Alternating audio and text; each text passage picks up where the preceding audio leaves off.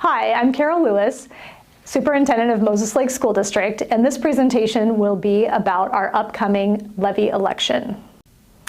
So local levies are important because they're an integral part of how Washington State funds schools, public school systems in our state.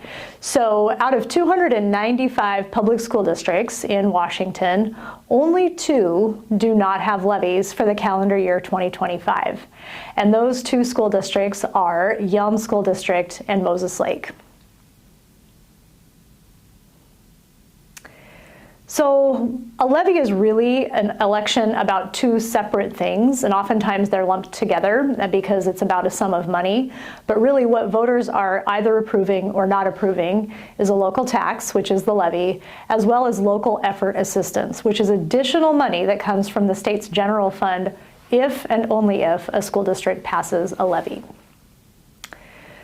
So how local effort assistance works is that things like sales tax, property tax, the lottery, business and occupation taxes, other miscellaneous taxes, all go into the state's general fund.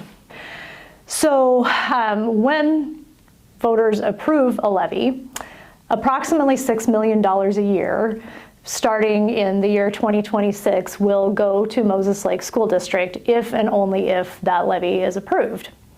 So that's in addition to the levy money that a school district would see. If the voters do not approve the levy, then what happens is that $6 million does not come into the school district's general fund, and it stays in the state's general fund. So again, no levy means no local effort assistance. So again, local effort assistance is in addition to the local money collected in a levy, and it comes from the state's general fund.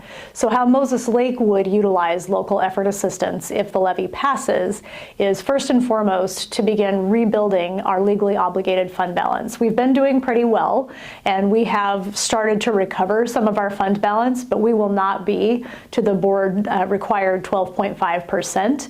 at the end of the school year this year. And so we will need to use some of that local effort assistance to continue to build our fund balance. We also know that we're going to need to offset inflation. Inflation is real for everyone, including school districts, and so that will be a use of that money as well. And that goes for things like utility bills and materials and supplies, really all of our materials, supplies, and operating costs. After all of that, the local effort assistance money can be used to enhance the things that the levy pays for. So those are things like safety and security, extracurricular activities for our students, things like elementary PE and elementary music, advanced placement courses, and other specialty courses at our secondary schools. So this levy cycle, Moses Lake School District is asking for a levy rate of $1.50 per $1,000 assessed value for property. Now it's interesting because that rate is not actually what goes on the ballot. What goes on the ballot is a total amount to be collected.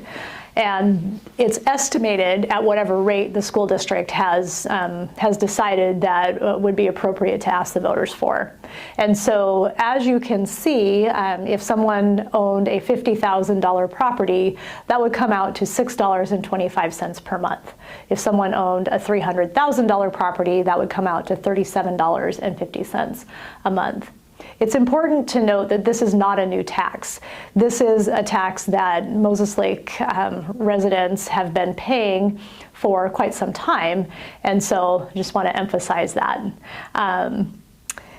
Because we had a double levy failure in 2024, there is no levy collection in the calendar year 2025, and so that impacts 2 school years, the school year we're currently in, as well as the next school year.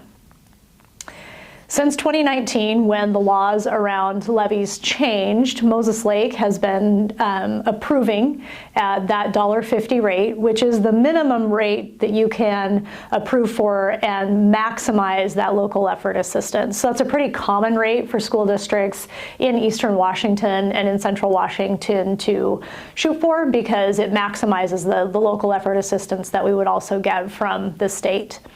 So you can see there the approved rate from 2019 to 2024, and the rate that was used to calculate the collection was $1.50 per thousand. In 2025, the rate is zero because we have no approved levy in Moses Lake, and the requested levy rate for 2026 through 2029 is that $1.50.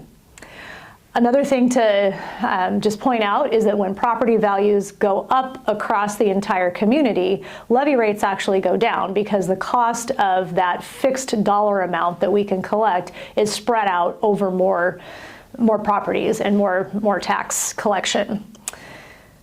And it's also important to note that that amount that voters would approve on the ballot never goes up. We can never collect more than the total amount that the voters approve. When we take a look at what other school districts in Grant County have been approving in the past, so in the calendar year 2024, we can see that it's anywhere from $1.25 in Quincy. Quincy has quite a lot of property that really feeds into a nice levy for them. Many of our smaller school districts, like Grand Coulee Dam, Soap Lake, Wahluke, Wilson Creek, they collect at the maximum allowed by the state, which is $2.50, because they are limited in their sources of income.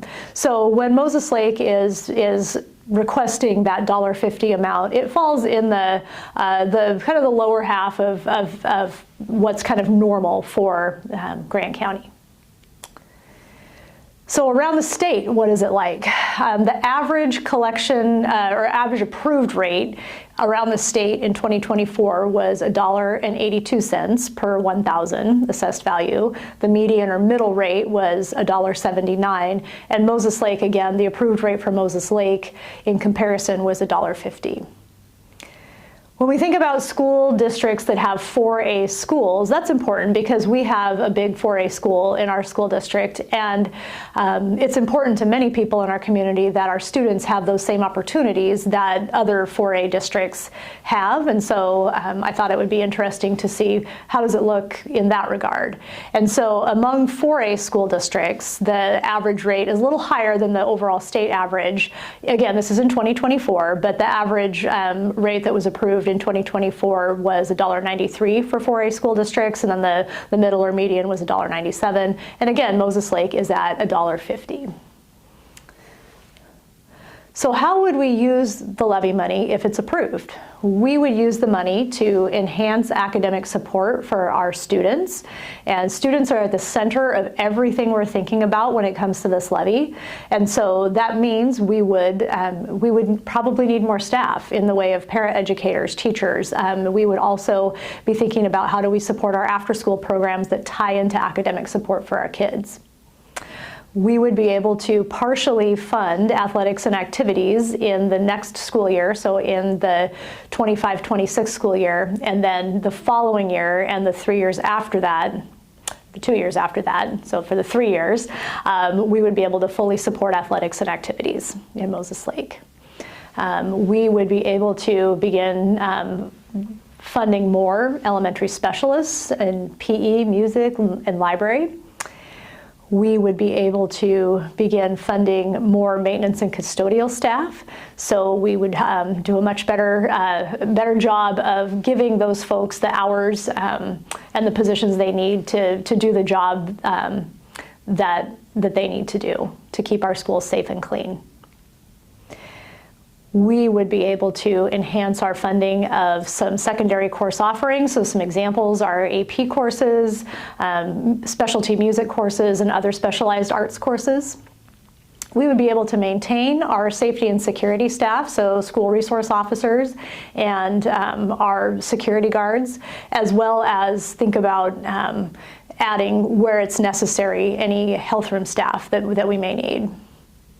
We would be able to begin adding back some technology. We had to, because of our financial situation this year, we had to eliminate the one-to-one program, and that's been really difficult for a lot of our students and a lot of our staff.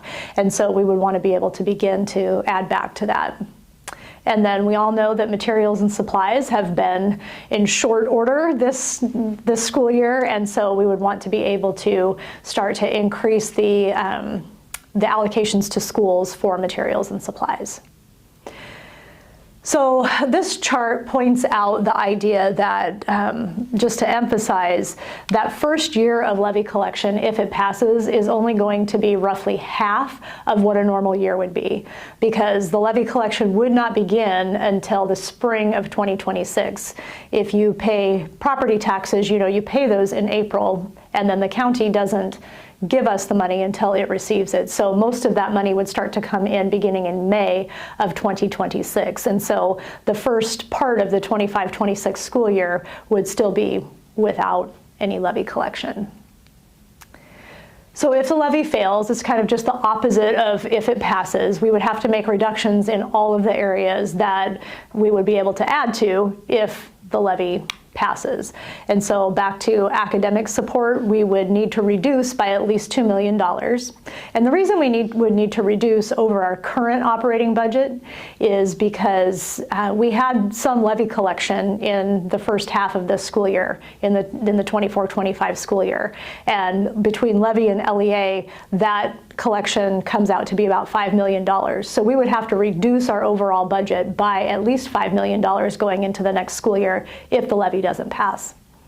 So in academic support, we would need to reduce again by at least $2 million. We would need to really eliminate any support that we are offering to athletics and activities at this point, because we have to spend our funding sources that we get from the state and the federal government on education first, and there would not be anything left over for athletics and activities. We would probably need to reduce further by at least $600,000 in the area of elementary specialists. We would need to make further reductions in maintenance and custodial of at least $500,000. The reductions to secondary course offerings would mirror what would need to be reduced at the elementary level, so that would be at least $600,000. We would need to take a look at how we're going to reduce our safety and security staff.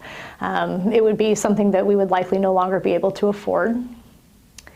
We would need to make some further reductions in our technology area, and we would have to continue to reduce in materials and supplies. So let's think about how property is taxed when it comes to a levy. So I have my little example town up there. It's just a random picture of a lot of buildings, but let's say this little town approves a levy for a total dollar amount of $15,000. And let's say the value of that entire town is $10 million. And this little house over here, circled in red, that house is worth $100,000. Its assessed value is $100,000. So that year, that household would pay, at the $1.50 per thousand rate, that house would pay $150 throughout the entire year. So that would be split out through the whole year. But let's say somehow that the value of that town increases to $15 million. Say a great big factory comes in, and that factory adds $5 million worth of value to that whole town. Well, now that house is going to pay less because the $15,000 is spread more because that new property came into play. And so the rate for that house would go down to $1 per thousand assessed value, and the total collection on that house would only be $100 versus the $150 that it was the year before. So, so when property values go up overall, there's more people to share the cost of the levy, and individuals' levy collection actually goes down in most cases.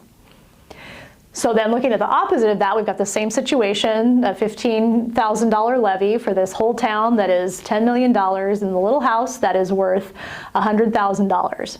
But let's say the value of the town, for some reason, the assessed value goes down to $9 million. Well, now what would happen is the rate could go up to $1.67, because that's what would be necessary from that house to get the whole town up to that $15,000. So that happens a lot in Washington. school districts have the option of recertifying at a lower rate. And Moses Lake School District, if this were to happen in Moses Lake School District would consider pretty seriously going ahead and recertifying at that $1.50 rate, even if it means less money coming into the school district. And the reason we would consider that is because we want to be consistent to our community. And so that would be a definite consideration in Moses Lake. So thank you for listening to this presentation. There's a QR code on the screen, and if you have questions about any of the facts that were just shared, you can use that QR code to ask your question, and someone will get back to you as quickly as possible. Thank you so much.